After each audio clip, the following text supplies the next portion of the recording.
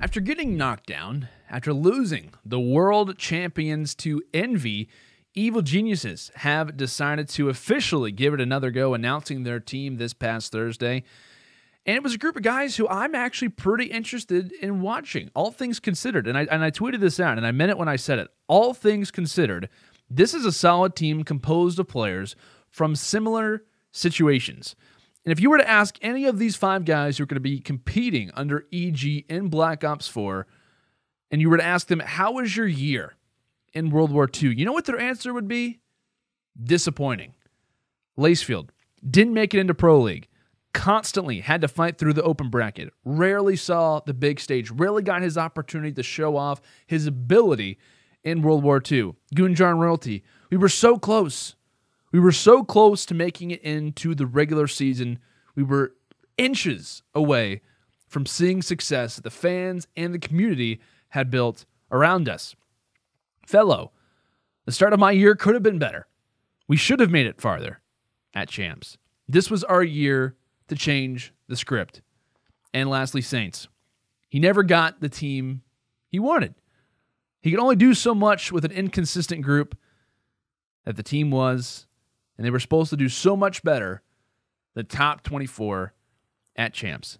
This EG squad is the definition of a fresh start. This is the definition of a team who has seen an unfortunate title in World War II and coming into Black Ops 4 want to have a different story. They want to turn a new chapter. And one thing that's interesting in talking about a fresh start, this is a group of guys who haven't really played together. I don't believe any of these players have played under the same banner except for Gunjar and Royalty, who come from Lightning Pandas. I think like Lacefield might have played with someone during Thrust back in Advanced Warfare, but that was literally an event, so I don't really count that. So these guys, totally fresh faces, totally new group.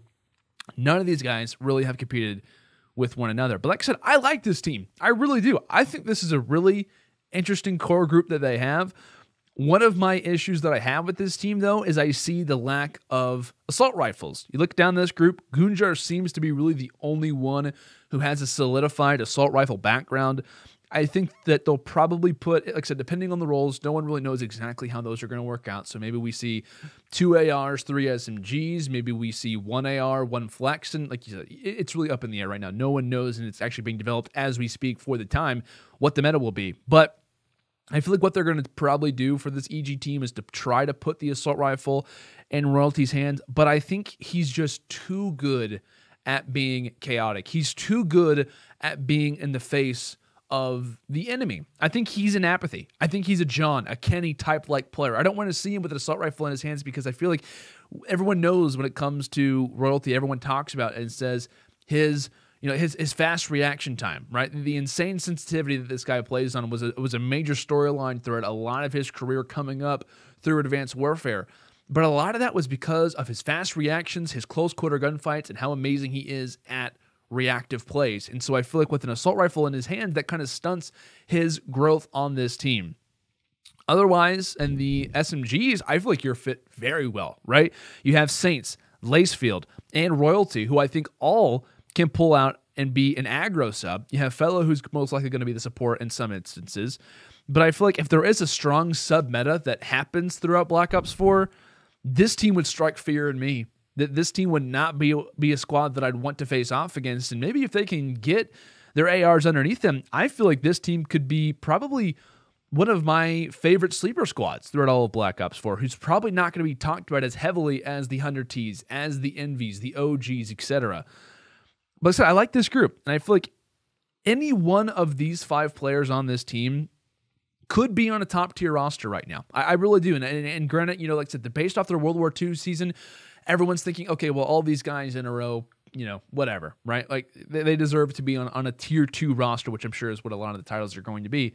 I don't agree with that. I really don't. I think their true ability as players, things that I've seen them do throughout World War II and especially prior titles, I think that all of these guys have that same ability and skill to be on a top Black Ops 4 squad. I just think that based off their World War II season, like I said, they all come from disappointment. They all come from the negatives. It hindered their placements, whether it was team issues, whatever it may be, it hindered their ability to see success heading into what will be BO4. But I feel like for me, they really nailed down one of my favorite free agents, or one of my favorite players who wasn't on a top squad, Royalty. I think I said he's one of the most underrated players. I think he can be and have an AR in his hands. He played a flex throughout World War II.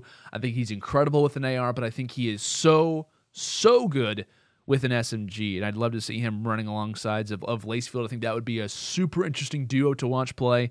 But like I said, based off the sub-meta, if this team sees that, they're going to be insane. But one of my other problems, along with the lack of assault rifles, is going to be the IGL position. And I feel like this could be, I feel like on day one, hopping into scrims, this can be solved. If this team struggles, I think there's not anyone on paper who I see is going to be the guy to step up and just take the lead. I think Saints and Gunjar heavily need to orchestrate the comms. These guys need to be involved in the communication at all times. They need to be the IGL. Saints leading the subs, Gunjar leading the assault rifles, right?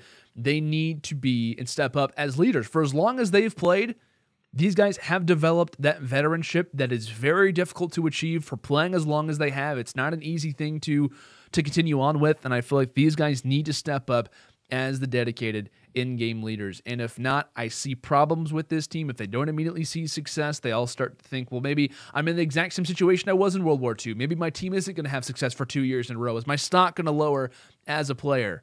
And so I feel like it's going to be a really big deal early on for this team to establish the roles, and not just the in-game roles, but the out-of-game roles. Like I said, being the in-game leader, being who is taking control of this roster and making decisions in certain game modes. So, like I said, for Evil Geniuses, it's a team I'm excited to see. I'm not going to lie. And I feel like with the right pieces put in place, this could be a squad who, to me, could turn a lot of heads heading into Black Ops 4.